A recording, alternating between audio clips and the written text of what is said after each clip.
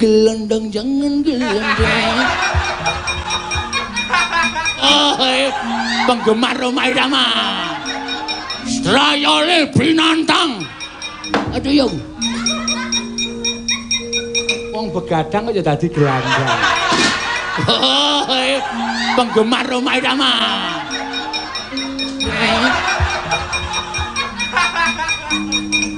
Aduh yo. Wong begadang kok ya dadi gelandang. Oh, penggemar Rhoma Irama.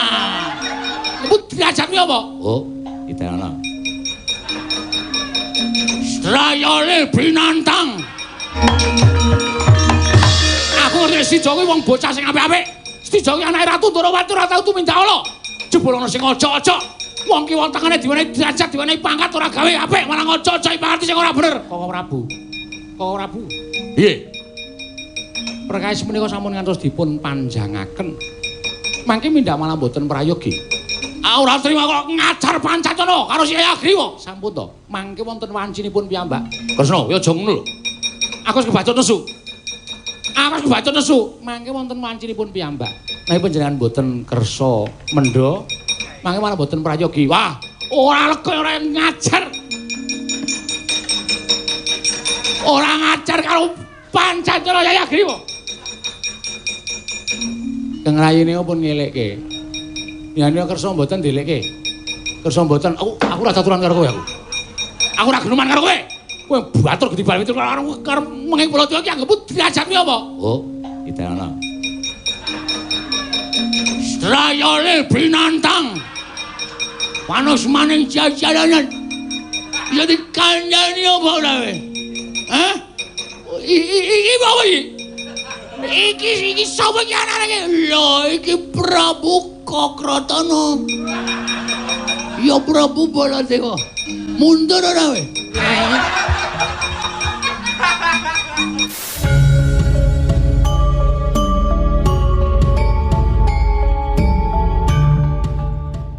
Ya iki Prabu Kokratana.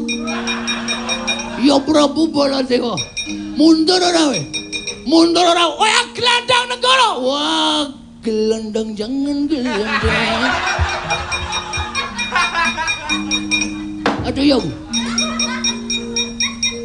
Wong begadang kok ya dadi gelandang.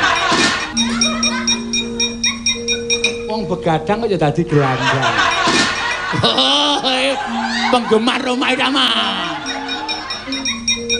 Wong begadang kok ya dadi gelandang. Oh, penggemar Rhoma Irama. Sampun, sak menika kula aturi mempal wonten negari Ngamarta. Setija ndi? Kula kantinipun ngempal wonten negari Ngamarta kajengipun wadyabalanipun sami wangsul dhateng negari Tadrisna. Yo, ning bocah wis eling tenan. Sampun Prabu ya syukur. Kok kliwer. Roh raine Pancacana dupaki tenan. Inggih, mangke menawi sumerep monggo dipun dupaki mboten napa-napa. Ora bakal ngerti wong dhek nang aku nang kene kok. Ha panjenengan niku nek sumpah ya angel kok. Iki piye kok mana ada Gojek iki? Yo. Sudah selesai. Wadake wayangan sewengi ora. Yai Kresna, prek.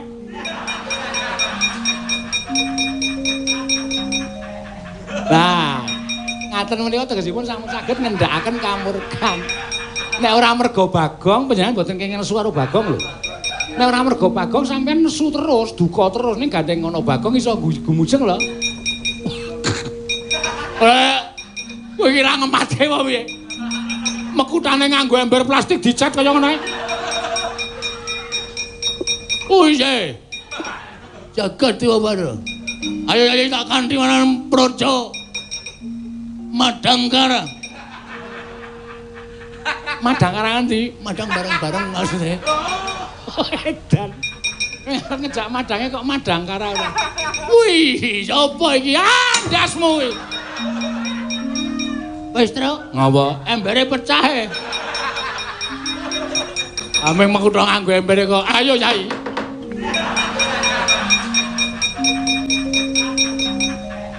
Nah. Kepareng ingkang raka ngaturaken salam taklimipun ingkang raka kunjuk ngersa paduka Yayi Prabu Kadang kula ing Amarta.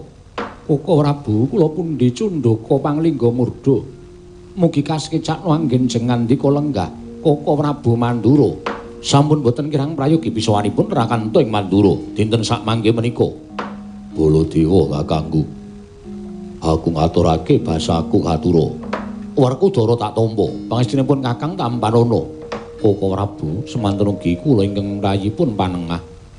Ngaturaken bekti kula kunjuk Koko Prabu. Ya Janaka gawe bombong penggalipun Kakang. Pangestunipun Kakang Tampanana. Kula pundi nggo jimat paripih gayanana ing kasantosan. Koko Prabu sembah mangabekti kula kunjuk. Koko Prabu sembah mangabekti kula kunjuk. Ya kembar. Tak tampa gawe gedene penggalipun Kakang ora liwat pangestunipun Kakang Tampanana. Iki kula pundi nggo jimat. Inggih, kula pundi nggo jimat paripih dayanana ing kasantosan. Koko Prabu sasampunipun lenggah ingkang langkung prayogi menawi dipun keparengaken ingkang rayi nedya nyuwun priksa menapa teng dados darunanipun dene paduka rawuh ingkang sengkan-sengkan datanpa peboyan menawi kepareng kawerdaring kathah tumunten kababarna nanging menawi wadi tumraping para kadang sentana monggo Koko Prabu kula dherekaken manjing salebeting kedaton pepanggihan catur netra kelawan ingkang rayi Ngamarta. Koko Prabu yayi kadang kula ing Ngamarta yayi ingin sepisan sowanipun ing Raka Mandura tuwi dhateng kararjanipun kadang-kadang kula para Pandhawa dene tungkap angka kalih wale-wale punapa sowanipun ing Raka Mandura wonten negari Ngamarta namung badhe munjuk atur ngersa Paduka Yayi Prabu ingkang saestunipun Paduka Yayi Prabu kula caosi wewarta ingkang sakmangke dumados wonten negari Ndarawati wewarta ingkang dumados wonten Projing Ndarawati mengku suraos kados pundi? Boleh kakangku. Ana perkara apa sing dumadya ning Projing Ndarawati para gage paringa dawuh. Koko Prabu. Wonten menapa ingkang sambetan kan Koko Prabu Ndarawati? Werkudara. Ana dawuh menapa? Arjuna. Kula wonten timbalan. Yai Prabu, wonten timbalan ing dawuh Koko Prabu. Kados menapa gawok ing manahipun Raka ing Mandura. Nalika ingkang sekawit ing Raka kepengin tetinju dhateng kadang kula ing Ndarawati. Apan wis watara lama anggen kula mboten panggihan kan kadang kula ing Dwaraka. Ananging raos sing entan bangkit pinambeng. Aganing ingkang Raka budal saking negaring Mandura ing pangajap sageta pinanggya lan kadang kula ing Dwaraka. Nanging mugi dadosna ing kawuningan. Kados menapa kagiyating manahipun ing Raka ing Mandura dupi kula dumugi wonten negaring Ndarawati. Katingal praja sepi samun malah umbyake ingkang kathah sami nyebataken menawi sampun wonten setunggal candra etang engga kelengganing dinten sakmangke menika. Yayi Prabu Ndarawati linggar saking Projing Ndarawaka. Monggo mboten wonten baban ingkang mongondeng semendhe banon kang tinumpuk miwah mboten wonten sakathahing nayaka punggawa ingkang nampi melingipun kadang kula ing Dwaraka. Mila ingkang saking menika Yayi sawanipun ingkang Raka ing Mandura wonten negari Ngamarta menika namung badhe pasrah perkawis menika dhateng kadang-kadang kula para Pandhawa. Ngemuti bilih para Pandhawa lan kadang kula Yai Kresna menika kalih kalingatunggal ingkang boten saged dipun pisahaken. Mursanipun Yai Prabu ing Ndarawati menika kula suwun para Pandhawa sampun ngantos wisuh lumah ngentasi perkawis menika Yayi. Kejote ngalih nonten Ngamarta Prabu Darmakusuma. Parandene seklimah datan kawiyos pangandikaning nata ing Ngamarta Prabu Puntadewa dadak kasaru geger jaba.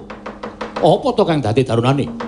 Ora numanten pengorange Gajah Mada saka wandilan kejawi namung sawanipun alindra ing Traju Tresna Prabu Setija Boma Narakasura. Ingkang wantun minggah madaning Datraya nyerpebeh pindha sata mentara karya cingak kang samya mulat.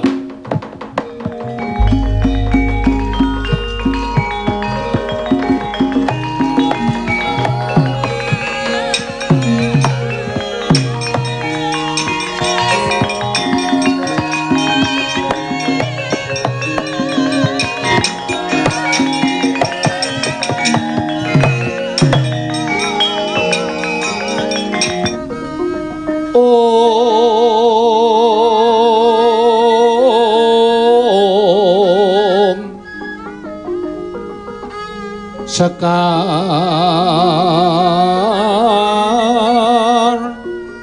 kadung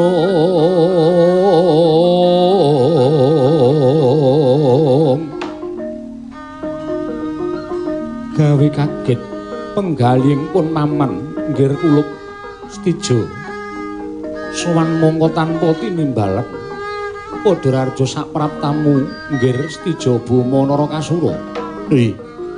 Nunamit pasang kaliman tabi tinebine ing lodune dumawaing tawang tuwang Paman Prabu. Kepareng kula ngaturaken sembah sumengkaping pangabektinipun ingkang putring Traju Trisna punjuk sandha padha paduka Paman Prabu. Ya Stijo dak tampa. Ora liwat pangestunipun Kakang Tampanana kula pundhika jimat paripe dayaning kasantosan. Stijo padha raja sapraptamu. Wah Prabu. Tansah pinangaring kawidatan dering sambi kula kepareng kula ngaturaken sembah. Bekti kula kunjuk ya tak tampa cah bagus. Ora liwat pangestun ing wakmu Mandura Tampanana kula pundhika jimat paripe dayaning kasantosan. Stijo prayogana nggonmu kadhep. Priye Paman Jodipati bekti kula kunjuk. Stijo padha raja sapraptamu nggir. Paman Madukara tansah pinangaring kawidatan bekti kula kunjuk Paman. Anak lanang anindita bocah mursid isa mikul dur mendem jero karo wong tuwa. Stijo apa to kang dadi darunane sumengko nggone rasuwana ning ngarsaning pamanmu ing Ngamarta. Yen to pancen darbiatur mara gage matura ingkang prasaja lan ingkang terwaca anakku lanang Stijo Boma Narakasura sampun dipun parengaken matur Paman. Ya wis ndak keparengake. Matur sembah nuwun tanpa pepindhan. Mugi andadosna ing kawiningan sowan kula menika mboten saking negaring Traju Trisna, tuwin kula mboten bidal saking negaring Traju Trisna babar pisan mboten. Namung sowan kula menika bidal saking negaring Ndorowati lan mugi andadosna ing kawiningan menapa to sababipun dene kula sowan dhateng Projing Ndorowati. Estunipun namung kepengin muntah dhateng tiyang sepuh kula. Jenyatanipun kula menika sampun dipun paringi negari, inggih menika negari Traju Trisna. Nadyan duk nalika semanten menika prajanipun Prabu Bomantara inggih menika Surateleng sakmangke sampun dados negari kula lan naminipun negaring Traju Trisna. Wonten ingkang paring nami duk nalika semanten inggih Kanjeng Rama Prabu Sri Bathara Kresna. Pancen bener mengkono. Nanging sareng dangu-dangu kula limbang-limbang tuwin kula taliti nglangkung permati jebul pinanggipun Sang Nata Prabu Sri Bathara Kresna tiyang sepuh kula piyambak menika mujudaken satunggiling tiyang sepuh ingkang kirang adil tumrap putra-putranipun. Kirang adil tumrap putra-putranipun jalaran kula nuwun sewu. Mugi andadosna ing kawuningan sareng kula Traju, sareng kula ukur antawisipun Traju Trisna lan Ndorowati menika jebul pinanggihipun tasih kuncara Ndorowati tinimbanipun Traju Trisna. Mila babakan menika kula mboten trimah. Tumunten kula badhe sowan dhateng sanipun Kanjeng Rama nanging nyatanipun Kanjeng Rama mboten lenggah wonten ing Praja Ndorowati. Monggo saking petangan kula negari Ndorowati menawi nata Ndorowati Prabu Kresna menika mboten wonten tartemtu namung wonten negari Ngamarta awit antawisipun nata Ndorowati lan nata Ngamarta menika kalih ngatunggal ing mboten saged dipun pisahaken. Mula ingkang saking menika Rama utawi Paman Prabu samangke Paman Prabu kula aturi waloka kemawon Kanjeng Rama wonten pundi menawi Kanjeng Rama sakmangke sampun kepareng lan saged pinanggih kalian kula dinten sakmangke kula badhe nyuwun pengadilan ingkang saadil-adilipun paring kamukten dhateng putra nyatanipun kula nuwun sewu kamukten ingkang kula raosaken menika tasih kawon mukti ingkang dipun raosaken dening tiyang sepuh kula Kanjeng Rama Prabu Sri Bathara Kresna. Paman Prabu Puntadewa. Oh, jagat Dewa Bathara jagat Pangestu Ngara. Stijo. Wonten dawuh. Wiwit saka Purwa madya tekaning wasana mboten mundhu atur saning pamanmu Puntadewa. Tak petung-petung niatmu mau mung kepengin kowe kuwi njaluk pengadilan karena wong atuamu Yai Prabu Kresna. Ya ngono apa piye? Kasinggihan lakar mekaten.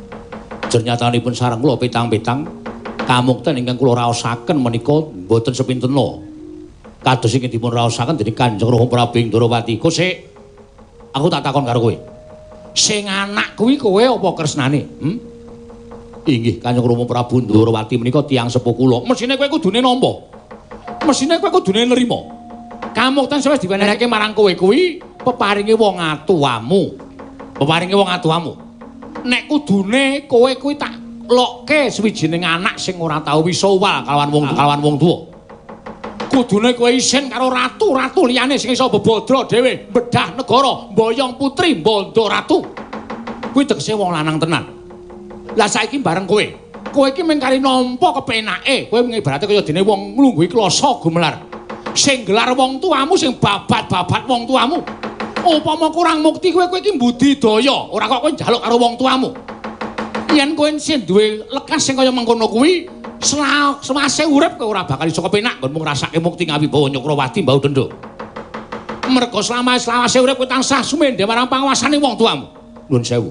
Wo, menika sanes perkawis kula lan perkawisipun kadhu Kanjeng Prabu Mandura. Nanging menika perkawisipun setija kalih Kanjeng Rama Prabu Sri Bathara Kresna. Nuwun sewu, panjenengan mboten kenging tumut-tumut perkawis menika. Kok kowe iso muni aku ora entuk melu iki dasar apa? Panjenengan sanes tiyang sepuh kula. Ning aku iki kakangne bapakmu tak kandhani. Aku iki kakange bapakmu. Tegese aku entuk melu-melu perkara iki. Aku ngandhani karo kowe iki padha karo aku ngandhani karo anakku dhewe.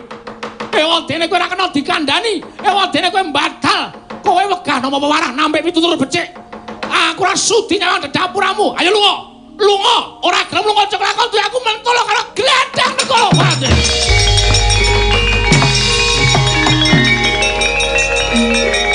Soal tatanan.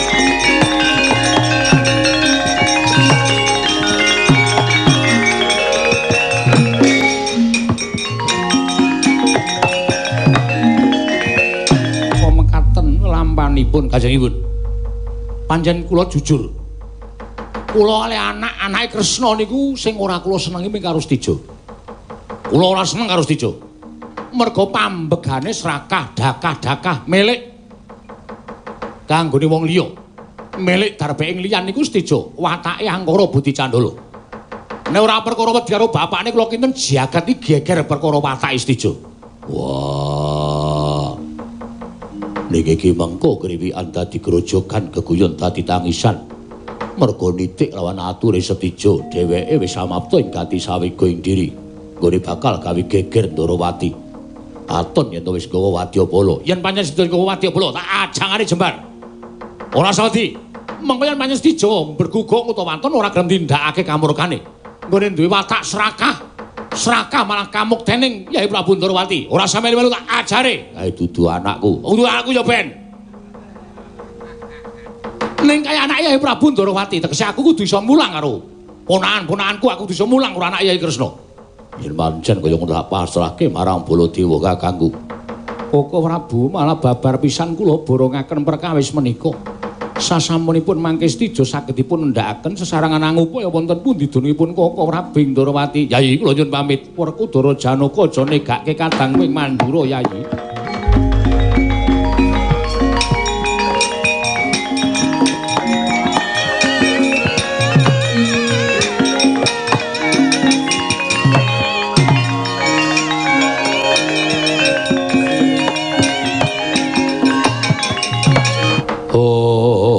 Kados pundi nggih? Ingkang paman pun pancat nyono Cemadung dawuh, ingkang abdi pun Yayah Griwa Cemadung dawuh. Paman pancat nyono wonten timbalan. Nalika aku sowan ing negara Ngamarta, ora ngira lampun Kanjeng Prabu Mandura lenggah praja Ngamarta. Apa ing dadi karepanku tak aturake marang Paman Prabu Puntadewa, wekasan gawe dukaning Kanjeng Prabu Mandura. Wah, lah wong liya kok melu-melu. Kula nuwun sewu ingkang wong Mandura menika mboten nggadahi perkawis kaliyan tiyang Traju Tresna. Mesti kemawon piyambakipun tartemtu duka krana midhanget pangendhikanipun Anggir Setija anginipun kepengin nyuwun pengadilan. Tuwin nyuwun kamukten kaliyan ingkang Rama. Nyatanipun anggen paduka lenggah dampar negaring Traju Tresna menika kawon kuncara kaliyan negari Ndarawati. Menika ateges ingkang Rama menika tasih nggondheli dhateng kamukten tuwin kuncaraning asma piyambak. Nuwun sewu nggih, mboten kula menika ngurup-urupi. Sampeyan menika karo pringgondane wae kalah muncer, kalah kuncara. Apa ora jeneng isin ing atase Prabu Stijo Buma Narakasura menika putra Ndarawati putraning Prabu Kresna anake Sang Hyang Bathara Wisnu jarene ning kok mung ditanding karo putu buta inggih menika Gatotkaca kemawon anggenipun mangreh negari panjenengan menika kawon kuncara. Menika ateges panjenengan kedah nyuwun pengadilan menawi boten nyuwun pengadilan sajeg jumlek inggih namung dados tiyang ingkang nadyan dipun sawang dadi ratu ning nyatane panjenengan menika kurang kuncara lan kurang wibawa, kurang mukti lan kurang duwe pengaji-aji. Iblis lanat karepe.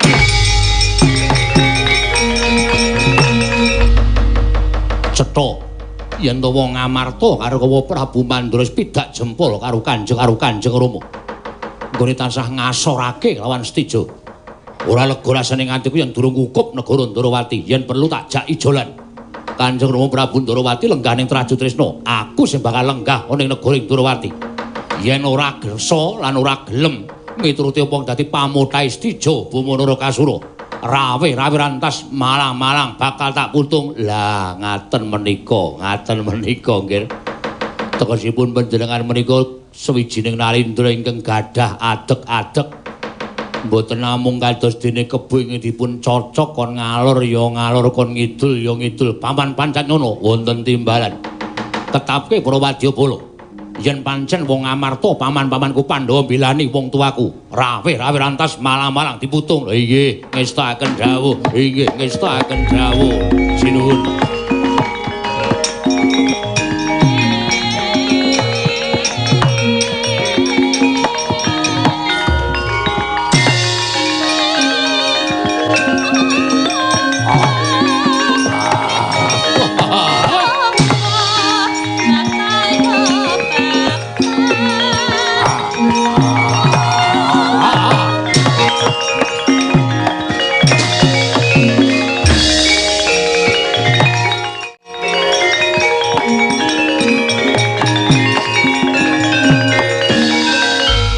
Lamun katututan lamun mangsa prawira digdaya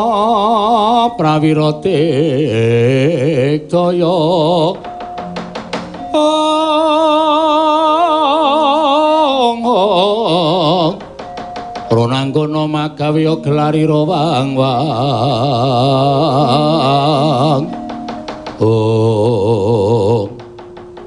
ngaglah kaya ndo mentang kaya gendheya.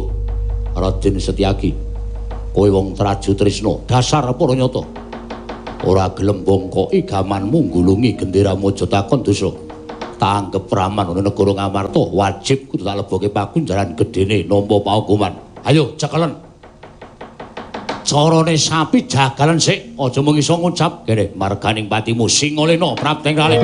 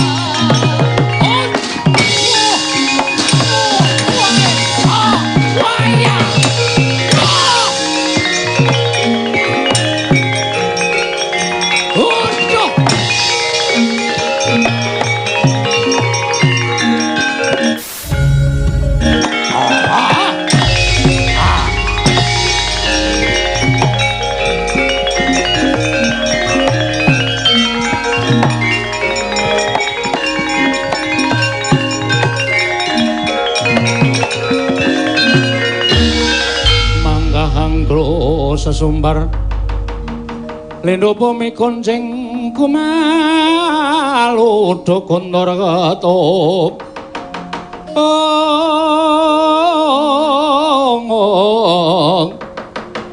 rumembak penyuwang kumambang ladar bubar mawut Wadyabala Traju Trisna padha piyak iki Adipati Ayah Griwa Senopati Traju Trisna sapa ketok dadi ndeking pengamun-amun barat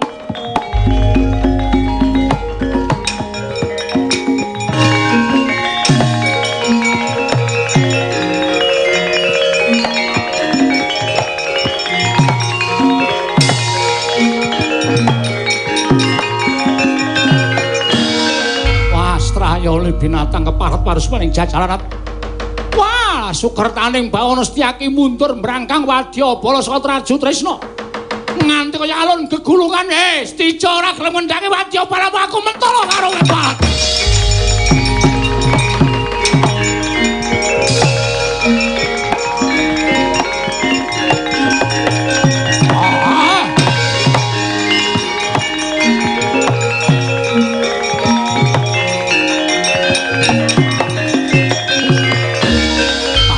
Jajaran iblis menungso ora tatanan. Ora paling iki Ayah Griwa. Ya, dasar kepara nyata. Prabu Baladewa. Ya, pancen kepara nyata-nyata manjur Prabu Baladewa. Ayo, tak undurke Wadyabalamu apa ora? Tak undurke Wadyabalamu apa ora? Wis dadi tekating Sang Prabu Traju Trisna. Yen ora keduga bedah negara Ndwarawati, trima kukut jagate piye? Piye? Mesine kowe iki menungso ning kiwa tengening Setija kuwi kudune elek-elek. Kowe iki menungso kowe gerangan kowe iki wong tuwa. Kowe iki mapan ning kiwa tengening anakku Setija kuwi ngelekke. Nek Setija duwe pakarti sing ala kuwi to elekke. Ora malah to ojongi, ora malah to obong atine. Pancen wis dadine aku pancen asu.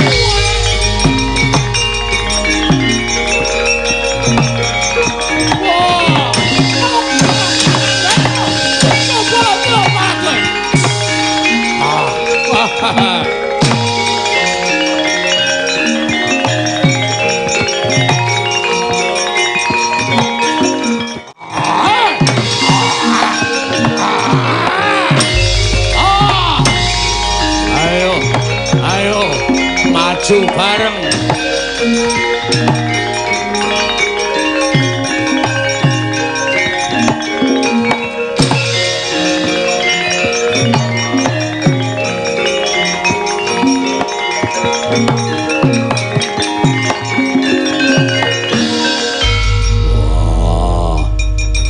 Jagake nggonmu perang iso menang kok malah mundur. Ora perkara aku kalah Werkudara. Ning jebul mungsuh buta kuwi ora perkara kok butane kuwi rasa butane Digdaya kuwi ora. Sebabe apa? Abape mambu. Mula takon nggon nutup cangkem kabeh buta-buta. Wah. Yen pancen kowe ora kuat mambu abape buta minggiro tak trajange aku njaluki dipalilah Setija tak tegelane kosek nek tok tegeli iki mengko kriwikan dadi grojokan geguyon dadi tangisan merga iki perkara Kyai Prabu Ndwarawati perkara Setija karo wong tuane. Wah iya niate Setija pancen kurang mukti dirasa kurang kuncara jenenge Setija kurang gedhe negarane. Mula tumuli bakal bedah negara Ndwarawati lan nyuwun kelawan Kyai Kresna supaya lenggah ning Traju Trisna. Iki ora iso dinengke wae. Merga Setija kuwi duwe watak serakah, duwe watak kepengin ngukup karo darbe wong tuane. Nah nyatane saiki Kresna kakangku lagi lunga. Ora ana ning negara Ndwarawati. Werkudara. Aku kang bakal ngupaya menyang didurunge Kyai Prabu Ndwarawati. Sabanjure tutup korining beteng ora usah dadak diladeni pakarting Setija. Yen kowe ngladeni Setija iki mengko malah ora karu-karuan kahanane. Enteni rawuhing Kyai Prabu Ndwarawati. Wah, yo manut.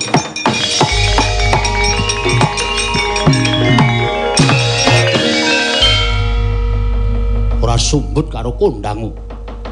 Siagat nganti keberbeken marang umandange asmaning para Pandhawa ning nyatane ora padha wani adu arep karo aku. Tutup korining beteng. padha nyingkiri marang kekuatane wong Traju Trisna. Yo, tak kira timbuling Kanjeng Rama Prabu ora bakal mapan ana ing Projing Durawati. Merga Rama Prabu banget dene tresna karo para Pandhawa. Upama Rama Prabu kuwi darbi gegayuhan, mesti timbuling nata Durawati mapan ing negara Ngamarta. Tak entenane sak rawuhing Kanjeng Rama Prabu. Yen pancen Kanjeng Rama Prabu ora kersa lenggane negara Traju Trisna, aku ning negara Durawati. Aja kelakon dosa, aja mbok salahke aku yen to aku jejering anak wani karo wong tuwa Rama Prabu Durawati.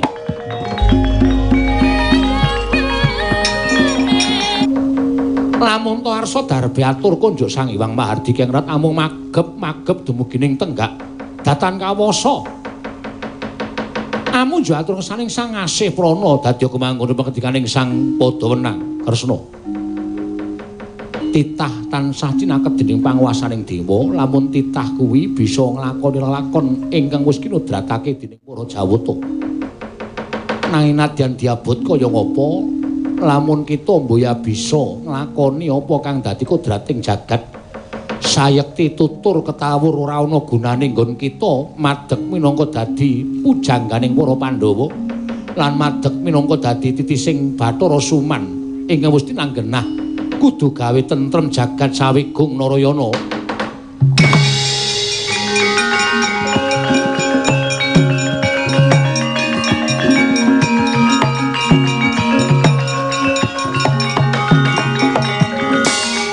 Ing ngangka loro kita kudu ngerti, lamun sejatine wis tinulis dening panguwasaning para dewa, lamun patine Stija besok ya saka kita.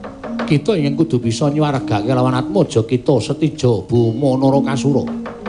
Wis kebat kita baliya marang Marcapada. Sabab wektu dina iki Setija wis gawe dak-dakaning pasulayan ambibiti perkara kelawan nata ing Durawati.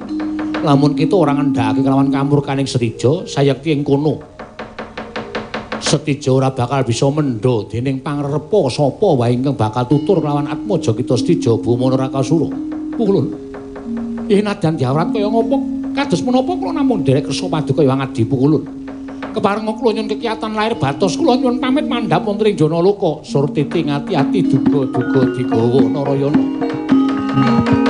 Kresna sinayang manggelung mintonaken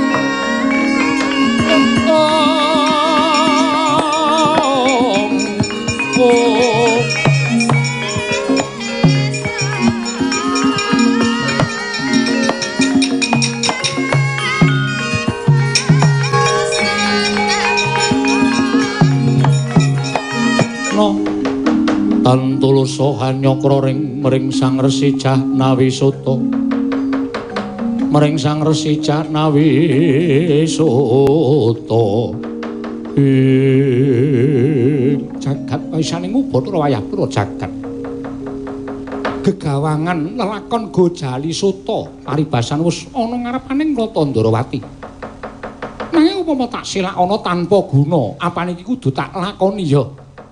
Wis antuk pangestuning Sang Hyang Bathara Wenang. Muga-muga bisa nglakoni lelakon iki kanthi rampung Rata Ndarawati. Aja nganti sinengguh, aku selak kalawan lelakon ingin kudu tak lakoni. Nalika aku isih mapan ning jagat raya iki, tak bali marang negara Ngamarta supaya iso ketemu karan padang-dangu para Pandhawa bisa nambani kelawan rasaku ingkang poyang payingan ora karo-karoan. Wah, Yai Prabu nang kene ya.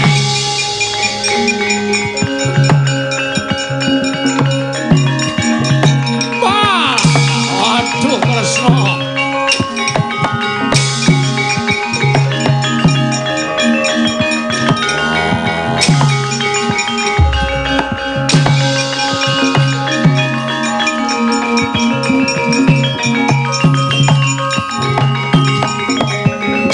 Sri Baladewa Narpati duwe nareswara Kresna kalangkung tresnani ira marang Dyabanon Jinawi. Adhiku adhiku dadi golekaning para Punggawa negara Ndarawati. Garwa putra padha bingung lebupun kakang nalika semana swanana Projing Ndarawati nanging Siadi tinemune ora lenggah ning Projing Dwaraka. Nganti tak goleki nganti lawan adhiku si Werkudara. Wah, Kresna kakangku tindak menyang endi? Kadangipun Kakang Werkudara Koko Prabu saderengipun kula ngaturaken sembah. Ya, tak tampa. Wonten menapa ingkang nyuwun priksa menika malah kula? Wonten menapa dene sumengka tindakipun Paduka Kanjeng Koko Prabu Mandura?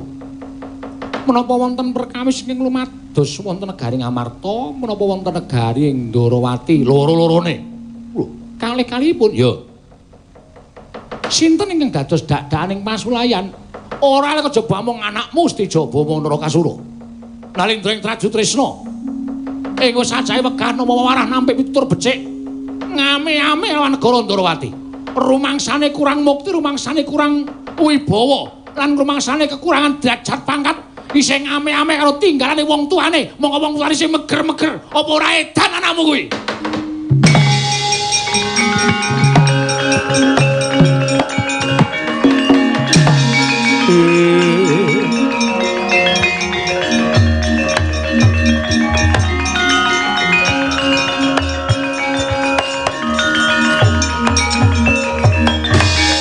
Ben, nek ora tak wadulke wong tuane, tuman wae. Lah apa tumone ing atase gerangane isih urip kok kepengin ngame-ame Projeng Ndarawati. Malah jae kepengin ngejak ijolan karo Yai Prabu Kresna. Yai Kresna kon madheg dadi ratu nang negara Traju Tresna. Setija kepengin lenggah dampar ke Prabu Ndarawati. Keblinger nalari bocah kae. Wah. Saka pangrasaku iki riwekan dadi grojogan, keguyon dadi tangisan. Tajangane ya pancen kaya ngono.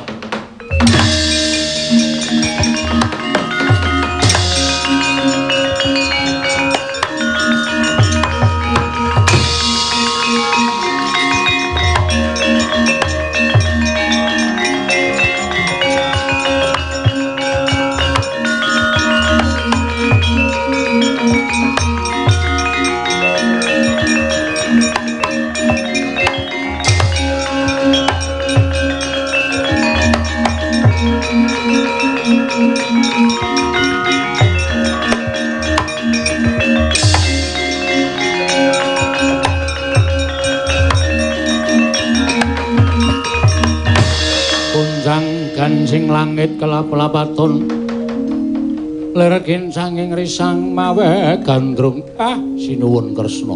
Bekti kula Ndara, bekti kula Den. Kakang Semar Petruk Bagong ndak tampa. Pasuryan kok mboten kados adat saben. Ketingarengu menika wonten menapa? Sajake pancen Nata Ndarawati nembe dicoba dening pakuwasaning para dewa Kakang. Lire apa Kakang ora ngerti? Koko Prabu Mandura paring dawuh lawan aku yen to Stija gawe geger jagat Ndarawati lan Ngamarta. Mongko ancas gegayuhaning anakku lanang sajae wis nerak pacak nerajang perbatang. Dielekake dening wong tuane ya kuwi Kanjeng Koko Prabu Mandura ora nggugu, dielekake paman-pamane Pandhawa ora nggugu. Iki nek ora aku sing ngajar anakku lanang ora rampung-rampung Kakang. Nggih, ning sabar. Sabar nggih, Den. Sing jeneng okol dimungsuhi okol niku mboten wonten rampunge.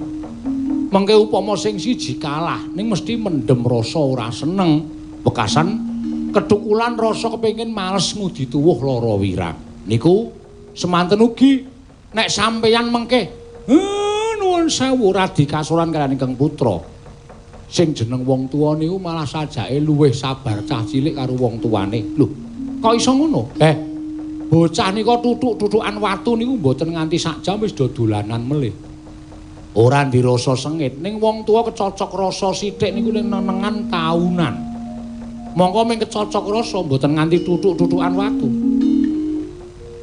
Aku tau tutuk-tutukan karo kowe ya. Ora apa-apa ya, Tru, aku nutuk nggonmu, kowe nutuk aku. Saduk lho. Menengo sik to, nek lagi wigati aja nyaut-nyaut. Bapak ini lagi ngene iki lagi penting. Lagi metu petake tenan. Aja tok padake Bagong lakon Bagong lara. Ming sapenakmu dhewe iki wigati. Ngaten. Dados sampeyan ampun kesusu, aja umup, aja murup mung perkara ngono kok meduna ketaken sing dolanan lampu iki kok. Murup dhewe, ora mungkin murup dhewe, rampok murup dhewe. Iki antaraning kowe karo aku lho, piye? Dadake gedhe apa piye? Aku ki ngelekke bapak karo anak arep do gelut kok malah kowe Kakang Adi do gelut ki karepmu piye? Sidem. Oke. Sidem trem. Nggih, Pak. Lan wayane dereng nekani, titi wancine durung dumugi. Nek iso mangendhake. Nek pancen ngangah-angah kepengin dadi ratu teng negara Ndarawati, rumangsane isih kurang mukti, rumangsane isih kurang sugih, rumangsane isih kurang wibawa. Sing jeneng wong tuwa niku apike ngalah karo anak. Mang paringke mangke sampean lenggah teng Trajutresna. Kawibawan niku dudu negarane, ning ratune kok sing wibawa niku.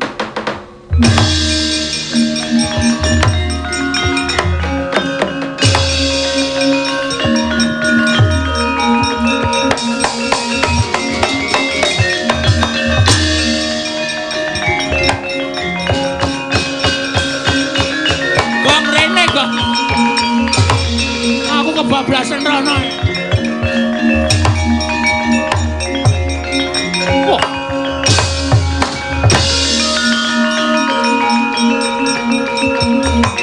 Ah.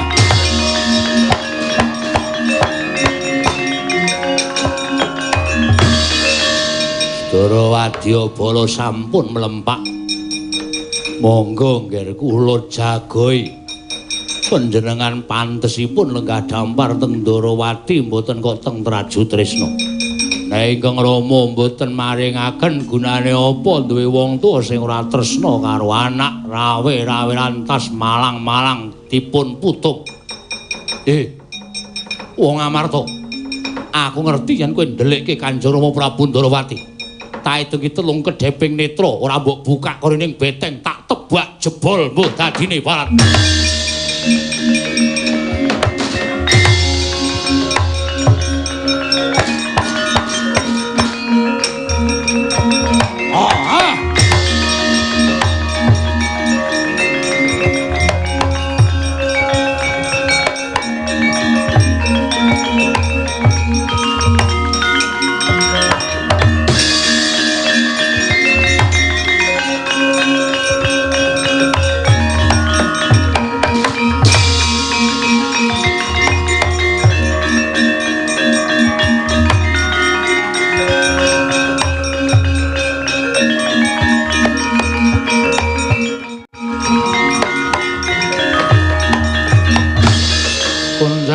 Sing langit kelap-lapaton lirkin sanging risang mawe gandrung ketok kowe nata Ndarawati iki nalindring Trajutresna aku anakmu Stija Buma Narakasura aja mringkus kaya wong wadon kaya aja ndelik karo kahanan iki aja nglungani kahanan iki ayo perkara iki dirampungke jarene kowe menehi kamukten karo Stija kowe menehi kelungguhan karo Stija ning bareng tak itung-itung antaraning Trajutresna karo Ndarawati. Trajutresna kakehan gone kalah karo Ndarawati. Mula aku ora trima. Ndarawati aku sing nglunggahi. Kowe nalindra Ndarawati lungguh ning negara ing Trajutresna.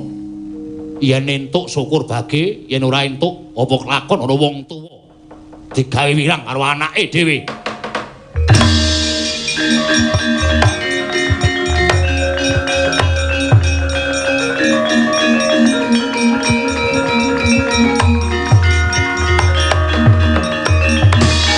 Tunjangkan sing langit kelap-lapaton lir kincanging risang mawe gandrung anakku lanang nggir anakku wong gagah anakku wong jarot anakku wong sentosa Stija iya ana apa ora sandadak kowe nyebut-nyebut kanthi tembung lerepa ketok lorekmu ketok gedhamu aku kuwi anak sing tok kuwalonake.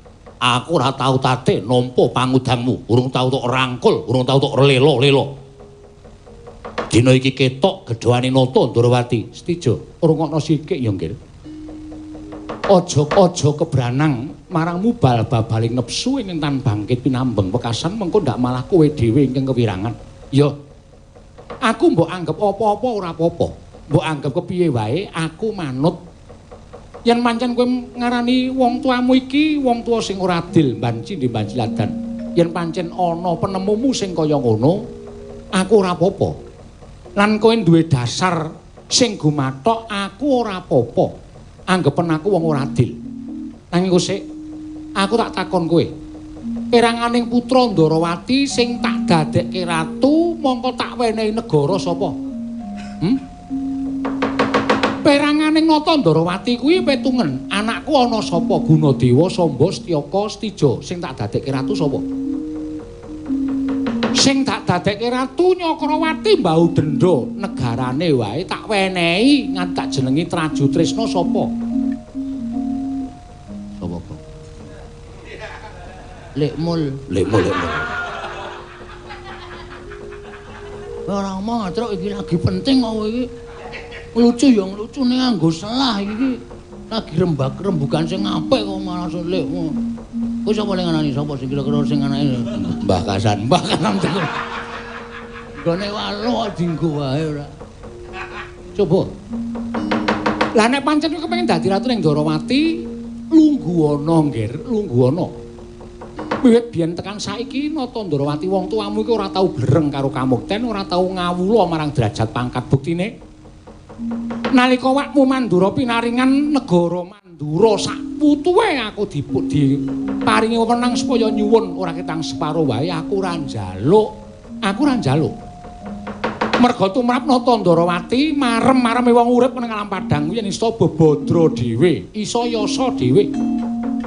Mula tekadku nalika semono aku ora kepengin ngenteni warisaning wong tuwa Kanjeng Rama Prabu Basudewa Sawarga diparingake dening Kanjeng Koko Prabu, aku ikhlas. Mergo aku kepengin aku upama dadi ratu ya dadi ratu saka pambudidayaku dhewe. Upama aku dadi Nalendra iso mbedah negara mboyong putri Banda Ratu, kuwi mantep-mantepe wong dadi ratu. Lah saiki coba nek upama wong sak jagat iki padha ngerti Setija ngamuk mung kepengin dadi ratu ning Ndarawati merga rumangsane nggone dadi ratu ning Traju Tresna kuwi kurang wibawa. Apa rumangsamu wong sing padha krungu mau padha ngalembana karo kowe? Apa rumangsamu kawula sing padha ngerti mau padha ngalembana karo Setija? Ora nggih. Ora ana sing padha ngalembana. Malah doh nyono cerak nyono padha mestani Setija kuwi anak sing ora tau ngerti karo wong tuwa wis dimuktekke isih dakah-dakah ngangah-angah kepengin ngukup marang negarane wong tuwa. Coba to hitungan. Nek kaya ngono kuwi saiki aku tak takon, kowe iki anak model piye coba aku tak takon. Lah upama kowe kuwi piyasa negara Traju Tresna, upama kowe iki babat-babat negara Traju Tresna biya-biya. Lah endah kaya ngomong ngemu gembelo sirahmu gleleng macakmu. Ngendhak marang sak pepadaning urip, ngendhak marang nayaka-nayaka lan punggawamu. Selagine kowe entuk warisaning wong tuwa, kowe diwenehi wong tuwa wae. Kelakuanmu kaya ngono, Ngger Cah Bagus. Ayo kowe arep gunawan apa? Arep gunawan apa? Ngono kuwi lho go kandhani anak ngono kuwi. Merendah terus ngerti-ngerti kok mumbul anake dilelehke. Bocah iki mesti manut. Urung-urung anak tok gebuk pir ndase. Pir wis sepur ya. Ha iya. Halo saiki tenggleng-tenggleng ora karu-karuan. Enak gampang dikandhani. Jenenge anarkis kowe iki nek dilaporke kecekel anak ubut ngono. Aku nyawangi ra tegel. Petro, dalem. Kono rembugan ning ngadose kono. Iki lagi tak nggo rembugan. Asu ya. Ngomongi kok isih kok. Aku iki rasane nyaut. Rasa dawa-dawa mengko ora nyaut.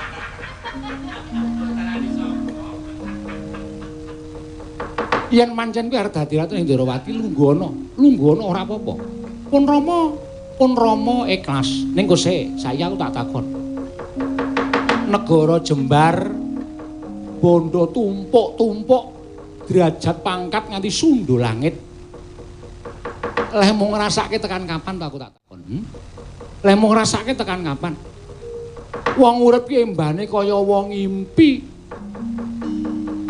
Mung dikedhepke wae kabeh wis iso ilang musna saka ngarepamu. Lah Kota Rewangi kowe wani karo wong tuamu, ndeder dosa nganti tumpuk mati timbun-timbun. Wong kepengin derajat pangkat, kepengin negara sing jembar, kepengin mukti sing nganti sundul langit kamuktenmu, derajat pangkatmu ora iso diranggeh dening wong sapa wae. Kabeh mau mung sawetara wektu Stijo, kok nek Rewangi nganti kowe wani karo wong tuamu iki janjane setangga. Gol-gol ki apa coba? Aku tak takon, sing tangga gaman ki apa Stijo? Oh,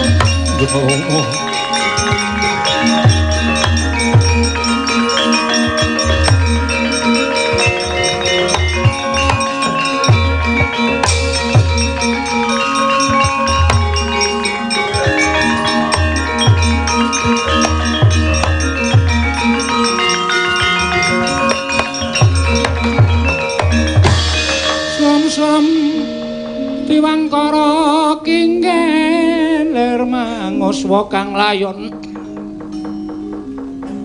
denyolang kang memanise wadananira layu kumel kocam rah nyomaratani ing nengkalapan kula diagung pangaksami persasat kadil mampang wanci peteng kepapak obor sastra bawur paningkal kula. Dosa ingkang sampun kula sandhang menika mboten badhe saged ical dene kula sampun wantun kaliyan Kanjeng Rama. Sing malih niku dipenggalih lho. Ora mung sak penake dhewe karo wong tuwa. Sing jeneng bapak niku tangan tengene Gusti Allah ngendikane Piyai Sepuh. Nek wani karo bapakne niku ora entuk pangapura. Ngoten. Anak kowe ak tutuk gir. Pir apa gir? Kowe meh padha ya, Truk. Heeh. Mau kowe ngomong pir. Oh, ya pir berarti. Pir buah. Kudu kae per. Alah kabeh. Per kok buah. Iki kira-kira iki iso meneng ora iki? Tikus-tikus cerewet kowe. Pur seneni. Aku arep malik Baladewa rasa. Sandang aku wis dadi rasah anane. Nek ndedawa wektu ora. Nyuwun pangapunten. Ora kok sik. Janjane kok kowe duwe kewanen kaya ngono kuwi janjane piye to? Rinten pantaraning dalu kula tansah nampi pangendikanipun Paman Pancatnyono. Kaliyan abdi kula pun Adipati Yayah Griwa. Haripun tansah mebujuk dhateng kula. Supados kula mboten narimakaken dene kula namung ngukup negari Traju Trisna. Nah ngaten menika tiyang sepuh kula ingkang nami Prabu Kresna inggih paduka menika mboten adil kaliyan tumrap anakipun tumuntun kula dipun aja-ajai. Supados nyuwun pengadilan kaliyan tiyang-tiyang sepuh kula inggih menika paduka Kanjeng Rama. Ngaten menika enjing siang lan sonten mboten atiken dhateng dipun sansah paring pangandikan dhateng kula. Iblis lan suwek-suwek cangkeme Pancatnyono.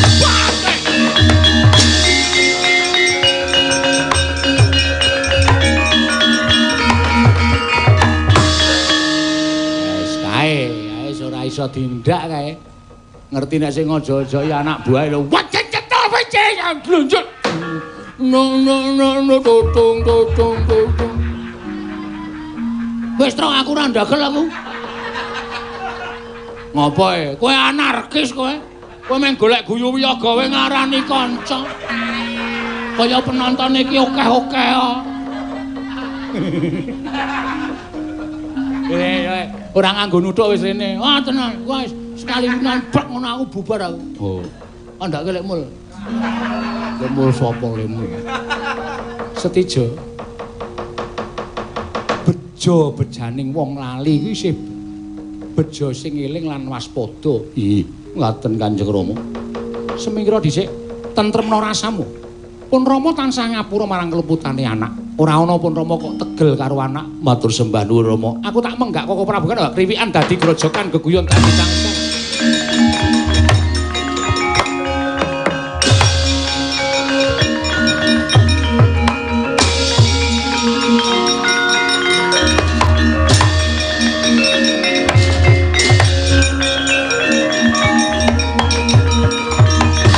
Aku ngerti Stijo kuwi wong bocah sing apik-apik.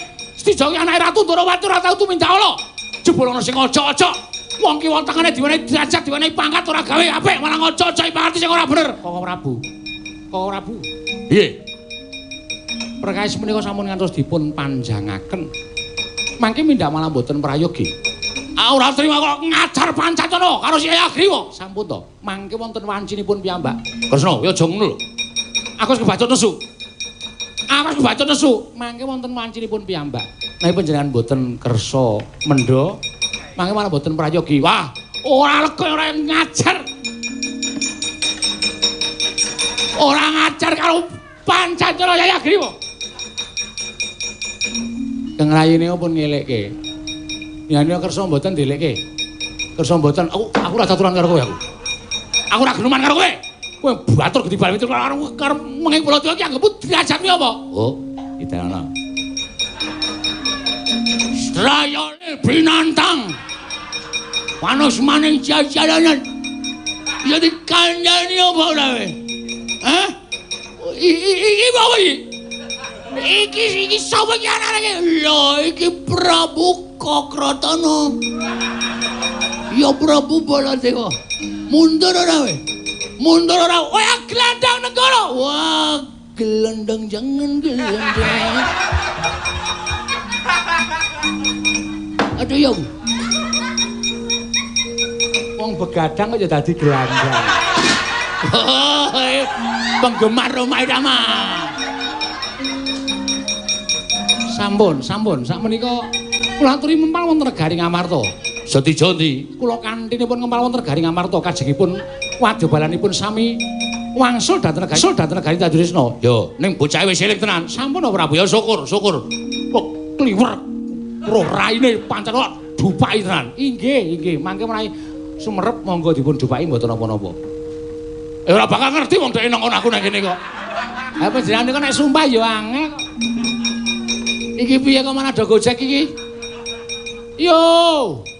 Sudah selesai. Wadake wayangan sewengi ora. Yai Kresna, prek.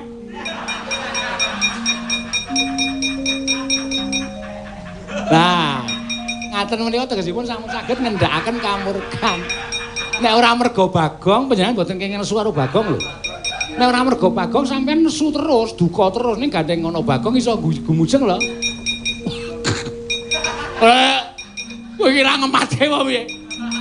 Mekutane nganggo ember plastik dicat kaya ngono ae. Oye. Jagat Diwabara. Ayo tak kanthi manan Praja Madangkara.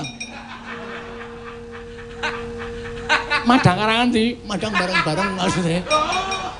Edan. Ngejak madange kok Madangkara ora. Wih, sapa iki? Andasmu iki. Wis, Tru. Ngapa? Embere pecah e. Ameng mekutho nganggo embere kok. Ayo, Yai.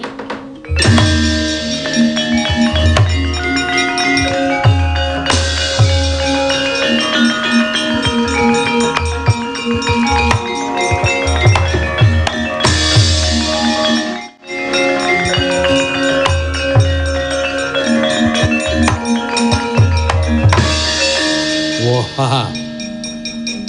Sinuwun Prabu Setija Bumanara Kasura kok manunggal karo para Pandhawa. Tak derekke kondur. Wah, ben sungkem karo wong tuane dhisik. Kowe bali dhisik bareng karo Sinuwun Setija Bumanara Kasura. Wah!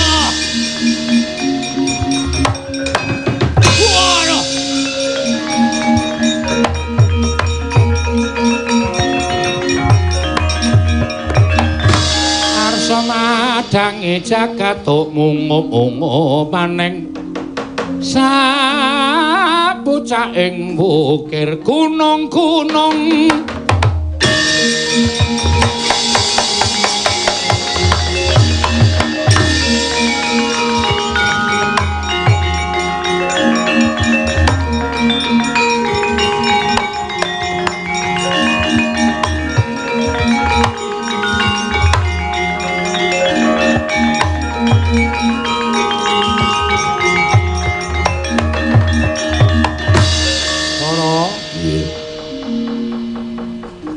pun Kakang nggone ngluwahi negara Ndarawati sayekti nanjihake kelawan lelakoning pun Kakang ing bakal kelakon.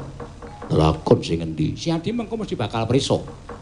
Sedija piye? Wis mlumpuk negara Ngamarta, syukur wis eling Purwoduksina. Wah, syukur yen ngono. Ayo padha manunggal tetunggalan. Ora usah padha congkrah. Lakon sing endi? Si Adi mengko mesti bakal prisa.